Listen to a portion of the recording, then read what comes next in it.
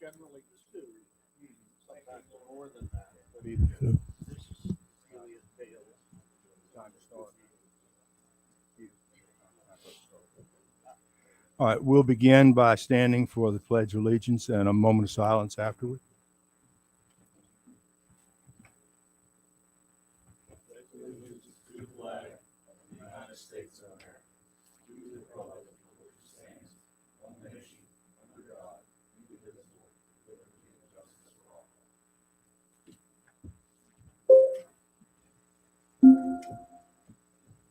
This conference will now be recorded.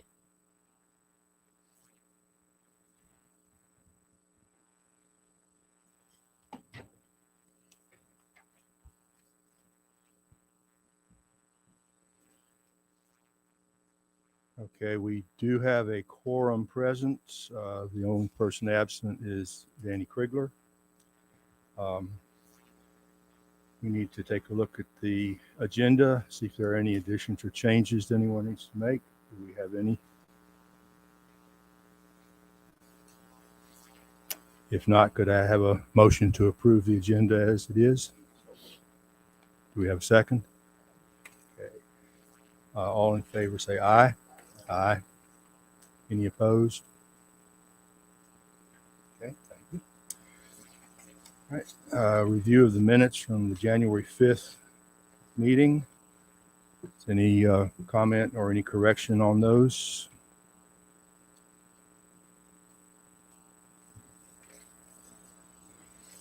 If not, can I have a motion to approve the minutes? Have a motion to approve, a second? Moved and seconded. All in favor say aye. Aye. All opposed? Thank you. All right. We only have two cases to look at to begin with tonight. Two of the other cases have been tabled by the applicant. First case is case number SU 02-22-8. Tri Creek Farm, LLC, has applied for a special use permit to operate 4 short-term rentals on an A1 agriculture zoned parcel. In the A1 zoning district, short-term rentals or lodging requires a special use permit. The subject property contains an existing single-family home, a cabin, a finished accessory structure, and a yurt structure. Each dwelling or structure is proposed to be utilized as a potential short-term rental. The property's principal dwelling has an address of 1202 Lillards Ford Road, Brightwood, Virginia, 22715. The subject 98.9 acre parcel is also identified on Madison County's tax maps as 41-35. Ligon, do you have anything to add? Yeah, I'll just go over a couple of things real quick on this one. First, welcome our two new members, Mr. Graves, Mr. Schneider. Glad you could be here. Just real quick on the history. There are 4 structures. One's, as you see in the pictures, one's the main dwelling. There's an accessory structure, yurt, and a cabin, as repeated in the ad. All buildings have been permitted, but at this point, the accessory structure still does not have a CO. So they're kind of still in the process of bringing this structure into building code compliance. As I recommended, if you look at the conditions, there are 3 pretty straightforward, simple conditions. Which, again, the accessory structure, they still need to permit a few things on that. Jamie, our building official, Jamie Wilkes, is working with them, and he thinks they're in good shape, and we will get that done.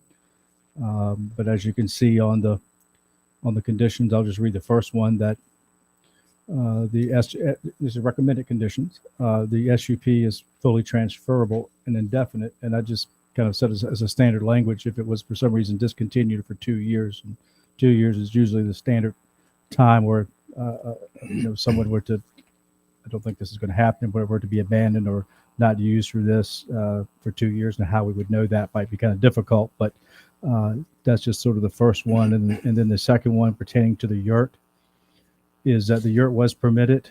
And I did talk to the health department. It just will need a approved means of sanitation. And I've talked to the owner, and it looks like a composting toilet is what would be used, and that is acceptable. There are just certain models and makes that we just need to make sure that that the health department gives their seal of approval. And I've talked to Emily, and that doesn't, talk to the applicant. That doesn't seem to be an issue.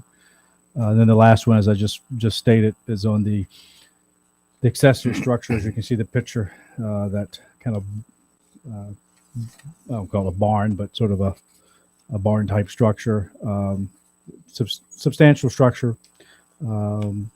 It still needs some things to be taken care of from the building official, which again, just say neither of those two structures, the yard or the accessory building, would be rented until those two items are in place. Otherwise, I did talk to VDOT today and just sort of asked them for a courtesy review. Talked to Willis Betzel. If you look at Lillard's Ford Road, as far as traffic, VDOT traffic counts have 320 trips on that road a day. That segment of Lillard's Ford, pretty low volume. Sight distance is excellent in either direction. There's actually a paved entrance, if you can see there, and it would, I think, as now, it'd be almost a low volume commercial entrance. So Willis agreed that really they don't really have any sort of comments other than if they do work in the right of way, of course, to get proper VDOT permits, but that don't anticipate any work in the right of way. So again, had that conversation just today. They're sort of backed up with some snow issues and weren't able to send an official comment, but that was my communications with our VDOT contact with the county. Just one thing to note, and we hear a lot about the short-term rentals, and we've had a large growth, and I think mostly it's good.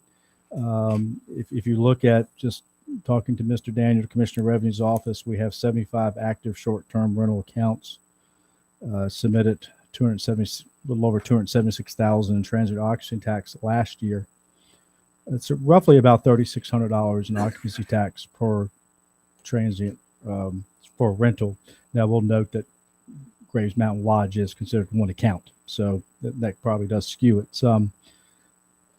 One of the comments I always make about the short-term rentals, and maybe doesn't really apply to this property, is that we do, I think in our comp plan, we do support tourism-related industries, and there's, the last couple years, we're fielding a lot of calls and interest for people who are interested in this type of entrepreneurship, and everyone that sort of talked to, at least anecdotally, seems to me that they have very high occupancy rates. But I still, and again, I don't necessarily it refers to this property as taking out maybe long-term rental units, but we still sort of, just in my humble opinion, have a large deficit, and it's not just Madison County, but it's really through the valley and this part of the Piedmont. There is a significant deficit in long-term rentals.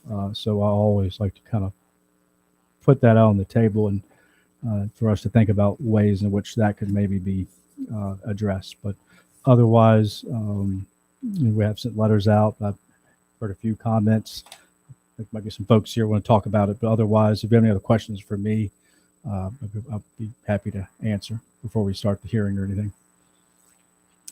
Okay, is anyone on the planning committee have a question for Ligon?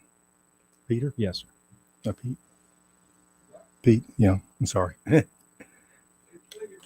all of these were rented for the whole entire weekend, everybody that they could put there for the weekend, how many people are we looking at for the weekend?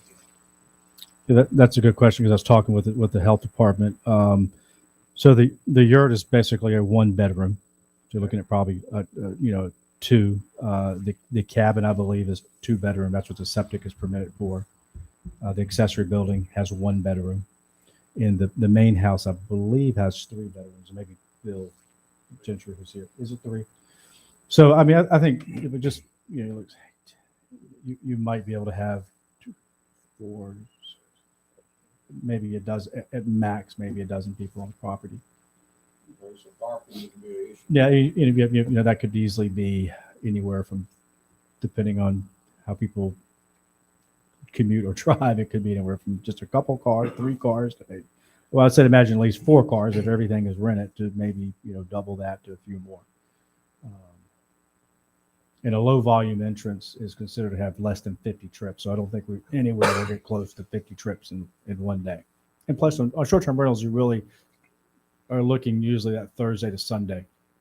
You know, the rest of the time it's usually vacant. Thank you. Yes, sir. Yes, sir. Did I hear at the last meeting that you didn't have running water and electricity? It does have a, you know, I'm not sure. I really can't answer that question. I just know I talked to Jamie about it. It's permitted and it's habitable for the building official.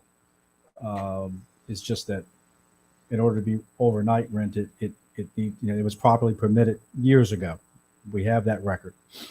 But in order to be an overnight rental, yeah, it was permitted as a CO. But in order to be an overnight rental, be on the right side of the health department, they have to have some sanitation. So that's where the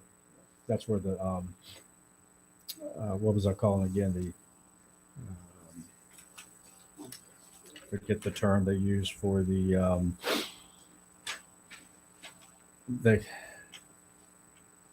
I'm just totally drawing a blank on the type of Compost. compost. I was getting ready to say organic. I was like, that's not the word. Composting.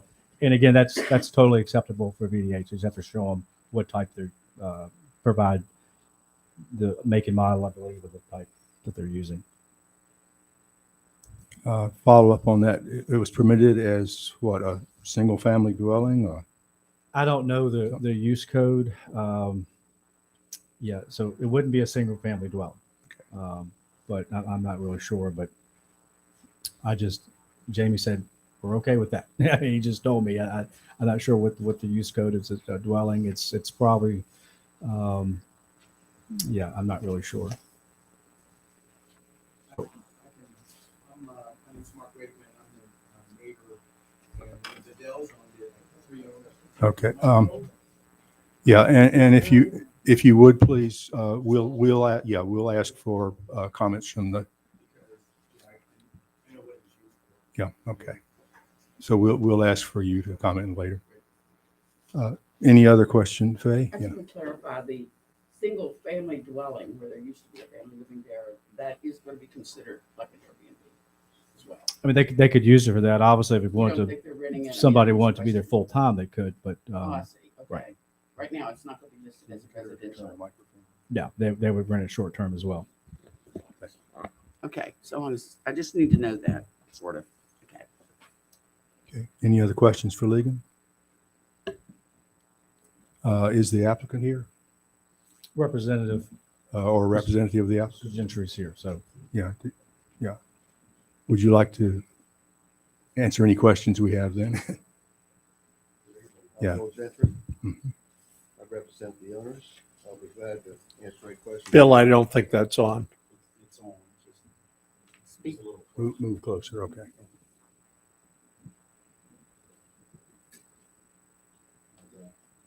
Can you hear me? Can you hear me now? Yeah. That's a commercial, isn't it? Some of them are here tonight. They had some Okay. teleconference. Yeah. Does anyone have any question for Mr. Gentry? I do. Yes, thank you. Do you know what it's permitted for? You know if it's permitted for just a structure being on the property or just a? I can't tell you what the exact permitting for that is. I know it was permitted before my clients bought the property a few years ago with the county, whatever. I don't know that. You know, it's primitive overnight camping. Mhm. I guess it's a lower end of glamping. I haven't leaned too far out of my skis on that term. Any other question? I guess not. Then thank you. All right, thank you. Appreciate it. All right, we do have time for any comments from the audience, please? And if you would come to a microphone or grab one of the microphones and identify yourself.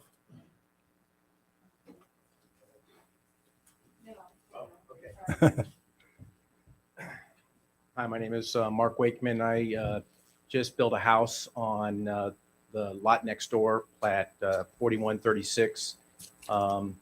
So just to answer your question about the yurt, when the Bedells owned it, they had students, because it was an organic farm, that would stay in the yurt, was my understanding. That's what I was told. So that was the use for it.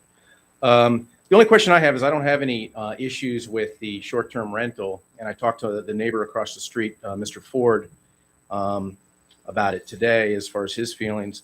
My question, and Mr. Elliott kind of asked about the number of people. My concern is that they're going to find out this is a great place to come. Someone's going to rent the entire farm for a weekend and have a big event, like, an outdoor, a wedding, or, big party. And if they're limited to the number of people, I'm just curious. Where I moved from, there was a 150-acre farm that became a winery, that became a winery and a brewery, that became a place for music, then became an outdoor venue. I'm a half mile away from that. And then every weekend from April till fall, we have a free concert Friday and Saturday night. So, and RVs come and stay, and tents, and I'm just concerned that it doesn't creep into that. So that's, I guess that maybe would be another sup if they wanted to do that. That's a very good question, I think. Lakin, what are your thoughts on that? Well, the owner is not, my understanding, maybe Bill, is not marketing this or looking at this as a event venue location, just Okay. strictly a kind of a rustic. So it'd be a rural bed and breakfast without big parties and whatnot. Right. I mean, is it possible someone I mean, could rent once in a while, could that's somebody fine. rent the whole farm? I guess that's possible, but as far as the owner marketing this as a event venue, that to me, that would need another Okay, permit. great. You know? All right. Yeah, and you're correct that event venue is a different special use permit application. Okay. Totally. Stephen, Yeah. let me just follow up on that, Lakin. Let's say it doesn't turn into an event venue, but people do rent the whole place out, and there are people camping there. There are people in the yurt, and people in the houses, and people in tents, and so forth and so on. Can't the county address those concerns that this gentleman has expressed and that I feel in the conditions that it issues with regard to this special use permit? And shouldn't it do that? And shouldn't those conditions be brought to the planning commission? Yeah, I don't think there's anything wrong with adding a condition. I mean, I didn't really think of it because it really hadn't been discussed with the owner that was, it was always just going to be a short-term rental. If you just want to make a simple condition that if this is going to be any events or, event venue, that required to get a special use permit for that. That might be a simple, but I mean, is it possible someone could rent the whole thing out? I guess it's possible, but it's not permitted for that. So if they were doing that, and then as far as maybe more people occupying it, then maybe it's the bill. I don't consider it to be a real big concern, but if we do get complaints from neighbors, or it becomes a Shouldn't we get out ahead of that? well, yeah, I think it'd be fine just to put a condition on it, just simply say that any large scale events would require a special use permit. But John, we can't impose a condition without approval of the applicant.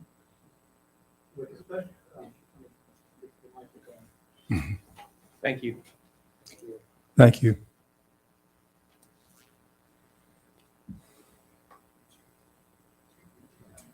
With the special use permit, Mr. Elliott, we can add whatever conditions we would like. And what are your views, Sean, on whether we should in this instance?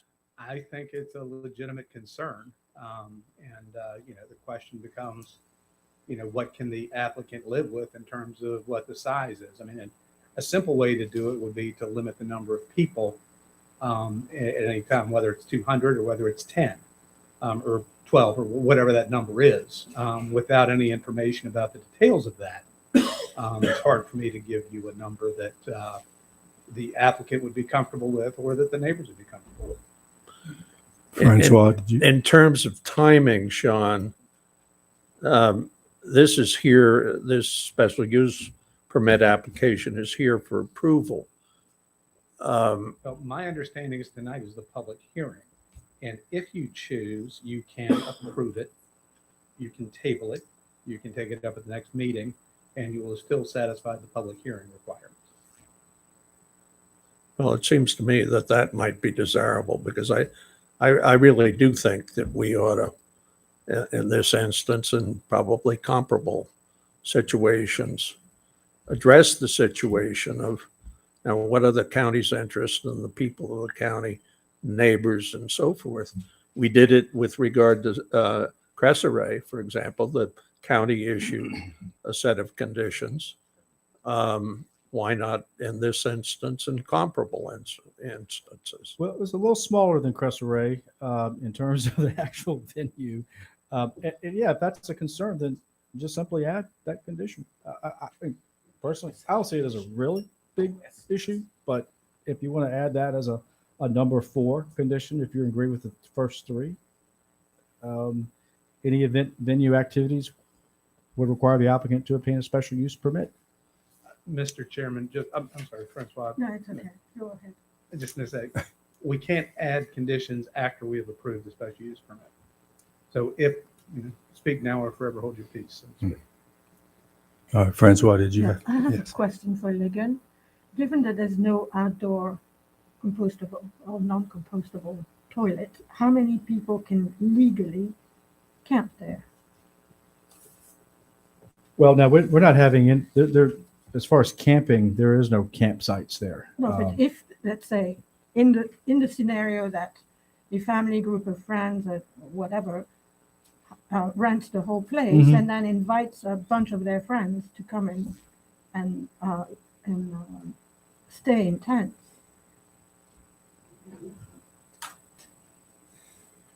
I guess it's possible they could have hundreds of people come. I mean, I don't think it's really. But then doesn't it come into the campground? What's that? Doesn't it come under the campground regulation? No, they're not looking to provide any campsites or anything. No, I understand Right. that. I understand.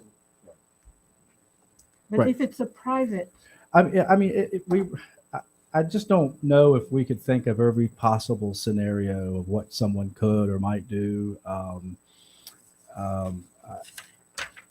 I mean, you could, if you want to add a condition, say no camping. I mean, but I really think that 99.9% of the time you're going to see, probably 4 different groups of people, or maybe some interrelated people that rent each one, and that's probably going to be it. Could we sit here and think of every possible scenario of what could happen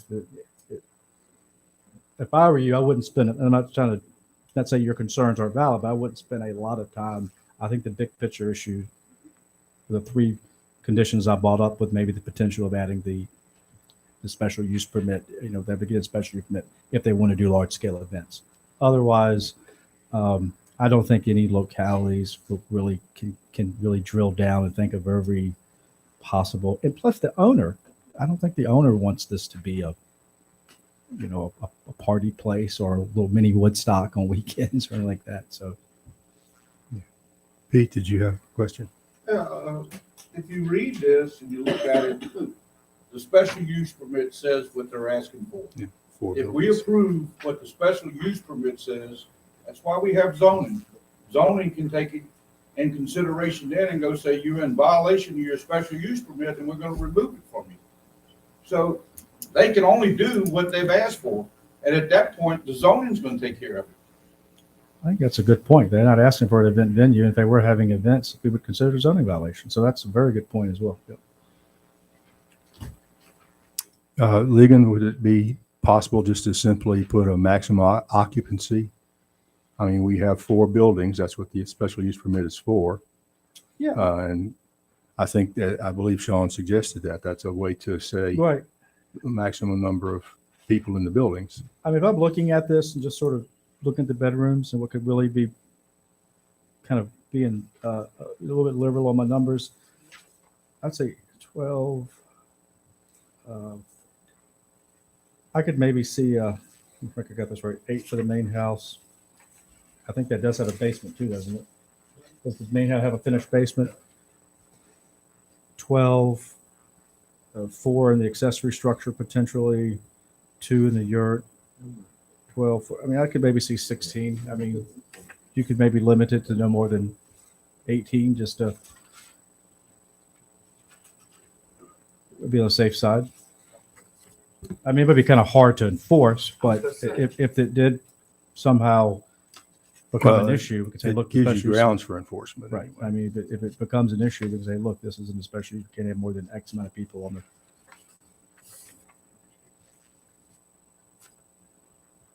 Yeah, Faye? Yes, thinking of putting a number on it, as some of us like to mention, if we put numbers on it, then we really restrict, which is fine, maybe in some cases. But what is the enforcement? And I really feel very strongly that we do not need to have people squealing on each other because, oh, well, they rented it this weekend and they happened. I counted 20 people over there, and that kind of thing. I don't want to ever get to that. I don't think that's kind to our citizens. I don't think it's kind to our people who own businesses. I think we have to have a certain amount of, they understand the rules. Now, if it's a blatant, as we said, event venue, I'd rather do something with other than numbers, maybe something worded a little bit differently for with respect to numbers of people or uses, and whether it's overnight or not. Like I could see maybe a family reunion coming, or a bunch of people come in for a day, but they don't spend the night. Would that be in violation? Of course not. But what can we say that would mean that would be okay? Without putting numbers, because you've got to have enforcement, I think, and I just don't want people. You could say overnight guest, in occupied structures. But who's going to enforce that? We're not going to go around and knock on doors and find Yeah. out. And I hope our neighbors wouldn't either. Yeah, I don't really anticipate it's going to be an issue. Well, I don't like you either, said, if but that's it what does, I'm saying. Do we if it want to does, do that? if it is something that's rowdy, then we'll deal with it. But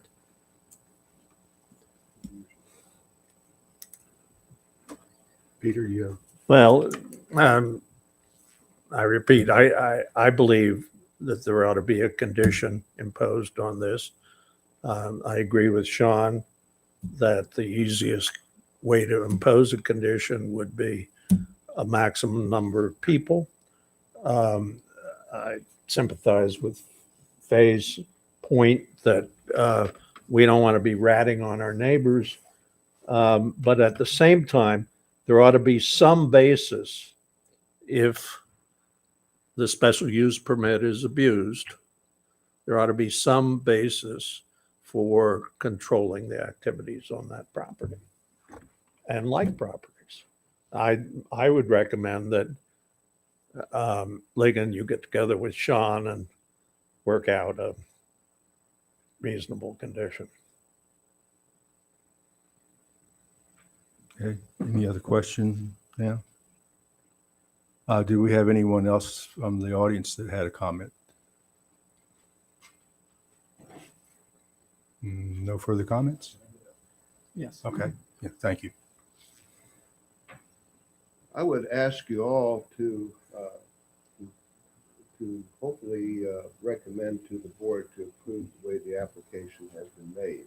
I believe the county codes, they have occupancy rates that are standard. I mean, it's the rules and regulation, you can't over occupy any structure. I think there's enough already on the books to accommodate that. We can play what if forever and become never ending. These are low impact intermittent housing on a 100-acre farm. And I would, in my opinion, I would like to have it judged based upon what the request is tonight, if you would, please. We'd really appreciate that. Thank you. Thank you. Any other comments from the audience? Okay, any further discussion from the Planning Commission? I think this is probably a use that's going to be more and more common. And the problems that we're seeing tonight, I think we already saw at the workshop. And that's one of the reasons I think we need to be looking at a special use permit that's a little more specific than just the lodging. We've discussed this. We discussed this at the last meeting too. So I think maybe we may want to look at that in the future. Right now, I mean, I agree that this is probably a kind of use that is appropriate for Madison, considering the amount that tourism affects our economy. And that's basically what this is going to be. It's a tourism attraction.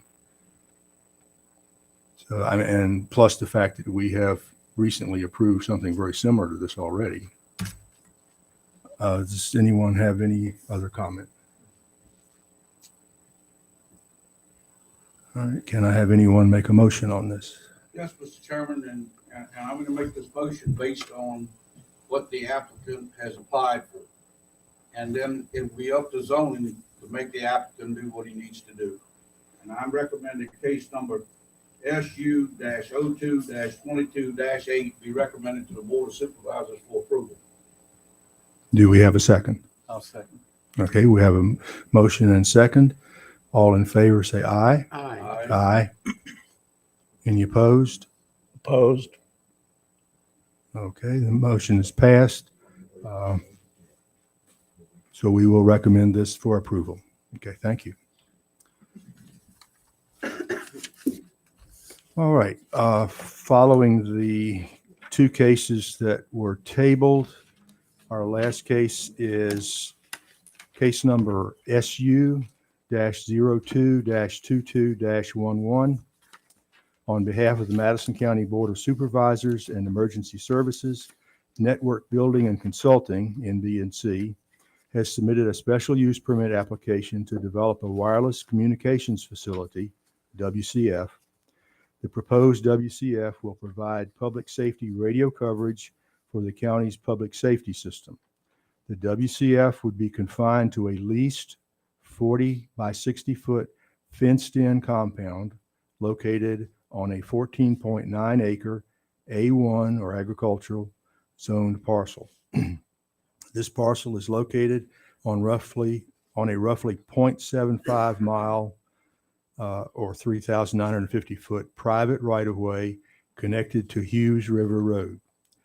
Per Article 1 of the zoning ordinance, Section 14-13-4, uses requiring a special use permit, WCFs exceeding 100 feet in height require a special use permit. The proposed lattice tower's height would be 174 feet, including an attached 4-foot lightning rod. The subject property has a postal address of 744 Hughes River Road, Etland, Virginia, 22719, and is identified on Madison County's tax maps as 16-28. Ligon, do you have anything to add? No, sir. I know Brian and the folks from NB&C have.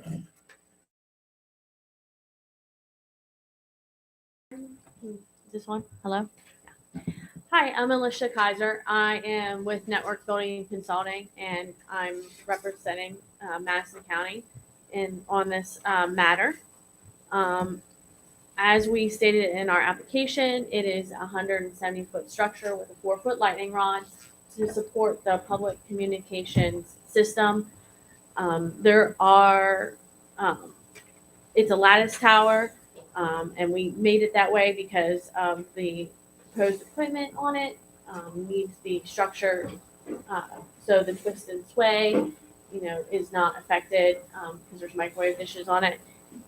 It was designed in that location in respect to all the other sites that are in the coverage network. We have to have lines of sights to the other sites for microwave dish paths, proper elevations, etc. There are no other towers within 5 miles of this tower. And we are seeking your approval. And I'll take any questions. Okay, does anyone have a question?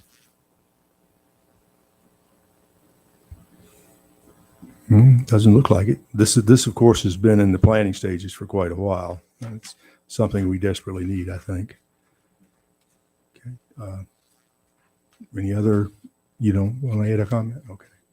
I've got a question. Yeah. Okay. All right. Any questions at all from the Planning Commission? Okay. Do we have any comments from the public? No, no comments from the public. Can I hear a motion on this application? I'll make a motion that we send SU-02-22-11 to the Board of Supervisors for approval. Is there a second? Okay, motion has been made and seconded. All in favor say aye. Aye. Aye. Any opposed? Okay, the motion has passed. We will recommend this to the Board of Supervisors. Okay, those were the two main cases. Very quickly, we had 3 other discussion items. As we indicated just briefly a while ago, during the workshop meeting, there were some questions about the short-term rental terms and definitions and so forth. The Board of Supervisors has suggested that we do send this to one of our committees. Peter, would you and your committee be willing to deal with taking a look at that, please? With all of these or No, just the first one? Short-term rentals? yes, just the short-term rentals. Yeah.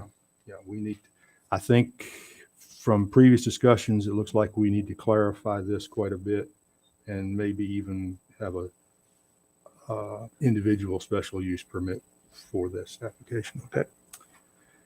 Okay. And I just put some comments on there that the committee can use as guidance as you talk about it. So that was just what I was just including. Yeah, we can get the committee started, and at our workshop meeting, maybe we can start taking a look at it. What's that committee's name again? Oh, you asked me a Business- question here. The Business, Industrial, and Sign Committee. All right. Okay. The second of the discussion items, again, this is something that has been coming up recently. We've had some we had some questions during the last workshop meeting, and again, the Board of Supervisors had indicated that they would like us to take a look at this. This is the aspect of Article 4-8-3 in the subdivision ordinance, which designates no more than 4 lots to be served by a single private road. Faye, would your committee take a look at that and maybe make some recommendations for the future with that? Okay, thank you. All right. Our county attorney, Sean Gregg, has some information for us. There have been some questions about the virtual participation in meetings, among other things. And so we kind of need to get, especially our new members, maybe brought on board with everything we're responsible for. Thank you.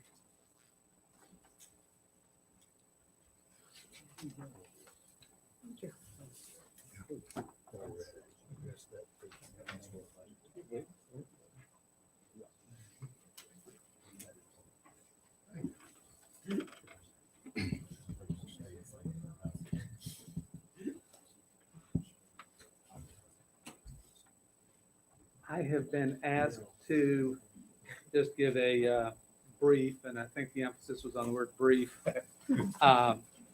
reference to, what the rules are as it relates to participating in meetings remotely. Fortunately, the statute sets it out pretty straightforwardly. If you look at, and I've handed them, I've shared this with anyone, Virginia Code Section 2.2-3708.2, meetings held through electronic communications means. Section A, has some language that I encourage everybody to read. But it is number 1, A1A, that is probably what everyone is interested in. And it reads that, subject to the requirements of subsection C, all public bodies may conduct, in other words, they have the right to do it, any meeting wherein the public business is discussed or transacted through electronic communications means if on or before the day of the meeting, a member of the public body holding the meeting notifies the chair of the public body that the member is unable to attend the meeting due to a temporary or permanent disability or other medical condition that prevents the member's physical attendance, or subsection 2, a family member's medical condition. Point of it is, it's a very simple protocol. If you're not going to be able to attend live, and we still have to meet the quorum requirements with live bodies unless there's an emergency order in effect. But what the planning commission would do would be contact the chairman, Steve Carpenter. What the board of supervisors likewise would do is contact the chairman, Clay Jackson, in advance of the meeting. Now, if people are missing the meetings for other reasons, the rule is that you are allowed to do that twice a year. So if you're going to your to someone's soccer game, or you've just decided that there's something you would rather do than travel for the meeting, you're entitled to do that twice per year. The key to it, however, is the protocol. You need to contact the chairman and make sure that that they approve what you're trying to do. The purpose, and the next question that inevitably comes up is, how do you enforce this? There are no reported cases of people having been disciplined for any of this. I wouldn't expect that there would be, and if there were, I'm pretty sure they wouldn't appeal it to the Supreme Court of Virginia, which is, well, I guess you'd go to the circuit court. Well, anyway, I'm not aware of any reported cases. That's what the rules are. I think everybody who serves here because they want to participate, they want to be involved, and this is purely editorial, not based in any law. I think you get more done if you're in person than you do whenever you attend telephonically. But that's what the rule is. I hope that was brief enough. Like, there's a question. Yes, ma'am. Well, it does say in number B, 2 meetings a year or 25% of the meetings. Correct. Now, does that include for the PC? We have normally 2 meetings a month, which would be 24, we hope. So you could miss 4. up to 6 meetings. I mean, 6, we could.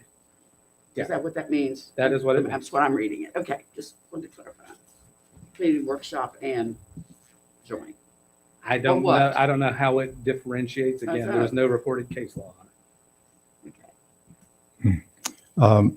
Quick question, Sean. In both cases, disability or personal, they both specify just notifying the chairman of the whichever organization it is the day before. Okay. That is correct. Okay, thank you.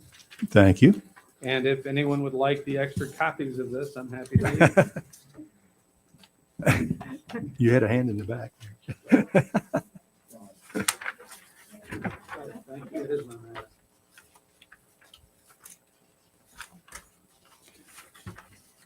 Okay, thank you, Sean. Did anyone have anything else we needed to add here? If not, do I hear a motion to adjourn? Plenty of. Any second? Okay, motion's moved and seconded. All in favor, say aye. All right. Aye. Any opposed? Okay, thank you.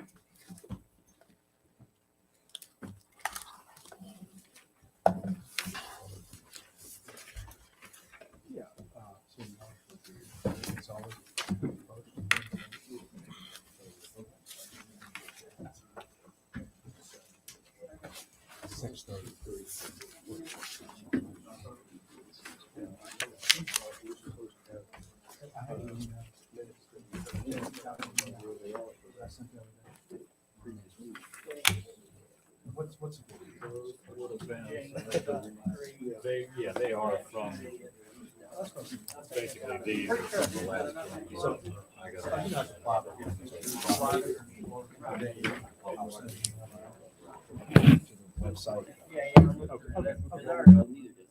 What's that? Oh, did y'all get that Monday? Okay, okay. So I'll always send out that Friday. What did you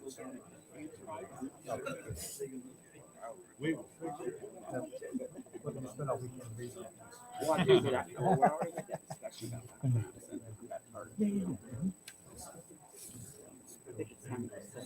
Yeah, I have that one. And I'm glad you're on this committee. Was it baby?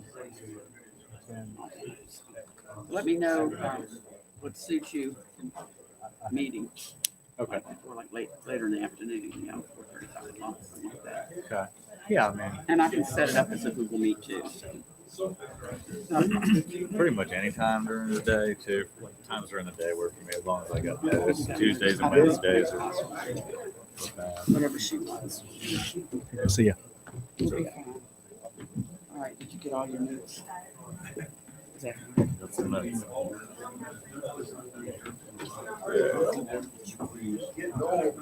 I don't know. I don't know if he got a, does he have a special use permit or was he before that? I think he was grandfathered.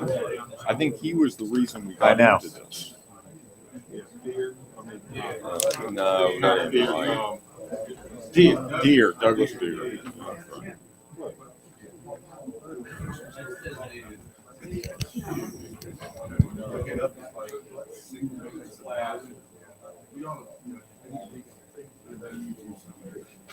Agreed, but it is right here. Doesn't even have it.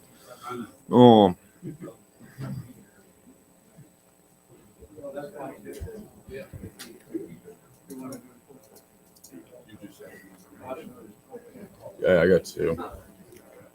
All right. Do need to get the board of supervisors going. Like to call the board to order. We do have a quorum. Ms. Hoffman isn't able to be with us this evening.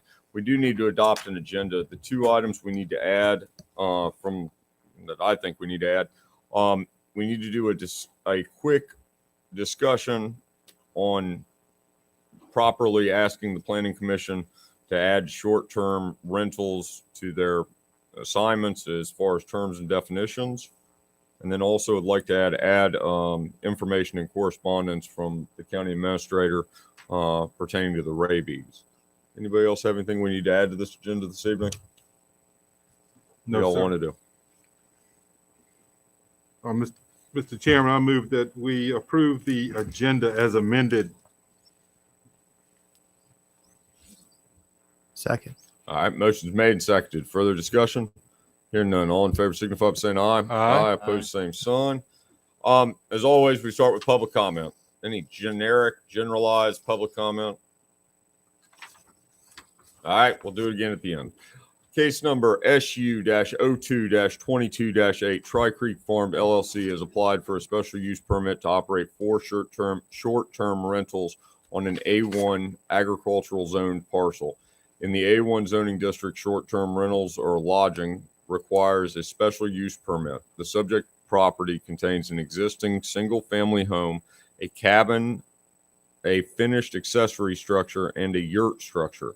Each dwelling or structure is proposed to be utilized as a potential short-term rental. The property principal dwelling has an address of 1202 Lillards Ford Road, Brightwood, Virginia 22715. The subject 98.9 acres parcel is also identified on Madison County tax map as 41-35. Ligon, anything to add? Only thing I would add, if you are inclined to approve this, is that the three, just to make clear that those 3 conditions, if you want to add a fourth, that's fine too, but just that those 3 are included as in the motion. Yes, sir. Questions for Ligon? To the applicant. Mr. Gentry, anything to add?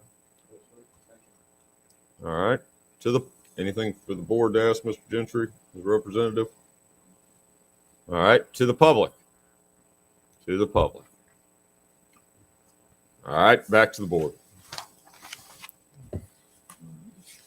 Mr. Chairman, I approve that I say we approve case number SU-02-22-8 for approval. Is that with the 3 proposed conditions? Yes, sir. Good, I'll second that. All right. Motion's made and seconded. Further discussion? Hearing none. All in favor signify by saying aye. Aye. Opposed, same sign. All right, thank you. Mr. Bassford's cases have been tabled, so let's go to case number SU-02-22-11 on behalf of the Madison County Board of Supervisors and Emergency Services Network Buildings and Consultings, NB+C, has submitted a special use permit application to develop a wireless communication facility, WCF. The proposed WCF will provide public safety radio coverage for the county's public safety system. The WCF would be confined to a leased 40 by 60 fenced-in compound located on a 14.9 acre A1 agricultural zone parcel. This parcel is located on roughly 0.75 miles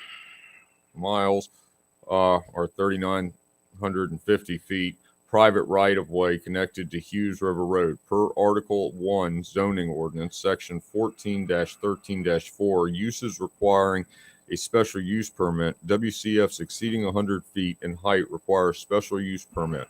The proposed lattice tower height would be 174 feet, including an attached 4-foot lightning rod. The subject property has a postal address of 744 Hughes River Road, Etland, Virginia 22719, and is identified on Madison County's tax maps as 1628. Mr. Chairman, I need to recuse myself from this discussion and vote as Tiffany Grant is my cousin. There you go. Thank you.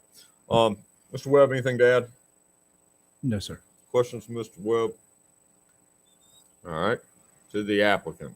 Anything to add back there, Brian or Alicia? Happy to answer questions. Been working on this for a while. It's good to see we're at this point. Questions for either of them? No. All right. To the public. To the public. All right. Back to the board. Mr. Chairman, I move that we approve case number SU-02-22-11 as documented in the proposal. Second. Motion's made and seconded. Further discussion? Hearing none. All in favor signify by saying aye. Aye. Opposed, same sign. And I abstain. there you go. All right. We did in the planning commission just did it on an unofficial way, assigned to, I believe, Peter's group, the short-term rentals terms and definitions. It's obviously something that's going to continue to go up. Is it something we would think the planning commission should look into formally? What do y'all want to do? I agree. Yeah, Mr. Chairman, I move that we task the planning commission with 2 items, one being short-term rental terms and definitions, and the other being the private road limitations from Article 4-8-3. Second. Motion's made and seconded. Further discussion? Hearing none. All in favor signify by saying aye. Aye. Opposed, same sign. All right. Mr. Weekly, tell us about rabies. Sure. The floor is mine, right? Yeah, I don't know. You saw these guys move to the left and the right of me. Madison County was notified by VDH of a rabies case pertaining to a cat that's now deceased, was tested positive for rabies. We were made aware of this. It went out to our local press. We actually did a hyper reach alert out to a 2-mile radius of that area. Thank Mr. Gordon for doing that. And it was supposed to be the homeowner, per code, they're allowed to either basically agree to have the animals trapped, because there's more than one cat in this area. There's actually a quite sizable colony. Or state code allows, we used to say you have to isolate for 6 months. They have changed that. You must isolate for 4 months, which means you build a isolation shelter and keep them. This went into Wednesday of the following week. So again, we got that press release on the 20th. Mr. Cave, the senior animal control officer, myself met with VDH here to get an update. I think that was middle of the week, so maybe the 26th, 27th, one of those 2 days. We were informed that they worked out a date of an agreement to have this. Well, one, they chose isolation to construct the isolation shelter by February the 1st. At some point in time, a nonprofit organization is working at behalf of the homeowner, not at the request of Madison County. The shelter, I confirmed with VDH today, they actually worked with the homeowner and constructed it themselves. So we can confirm that's been done. In our meeting today, we agreed is the health department, they were going to call one of their higher ups. Mr. Cave was going to call VDAX to get a determination if there's some type of emergency proclamation. I looked at our ordinances. It's very specific to a case of rabies, not what do you do with those who may be around.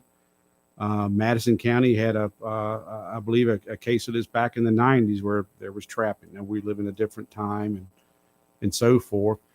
So basically, the health department is going to get back to us tomorrow. We have asked for, since they have the lead on this, I meant to clarify that earlier, the state has the lead on this. That's why we haven't jumped the gun or say we're going to do X, Y, or Z. My concern is public safety, as I'm sure it's yours, in that this went from a press release on the 20th. Now we just have isolation shelter built today. What are we doing from here? So hopefully we'll receive some type of declaration or emergency information from the state. I certainly will get that over to Mr. Gregg so we can have a conversation before we move forward. But my thoughts is if they authorize trapping, then we would then put out another hyper reach alert, provide the community with 24-hour notice so anyone in that area can safely bring their domestic animals indoor so we're not having any trapping of domestics. The health department will be here on the 8th. I did get a committal today. They will give a full report to the board. So that's the status as of today. Questions, Mr. Weekly, on where we're at on this? Seems like you got a good plan. Obviously, got the right team in place.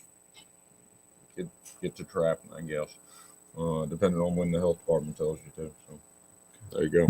Thank you. Any further business this evening? Public comment. Oh, excuse me. Public comment. All right. Now, any further business? Yes, sir. What y'all want to do? I move to adjourn. Second. Motion made, seconded. All in favor signify by saying aye. Aye. Opposed, same sign. Thank y'all. Easy.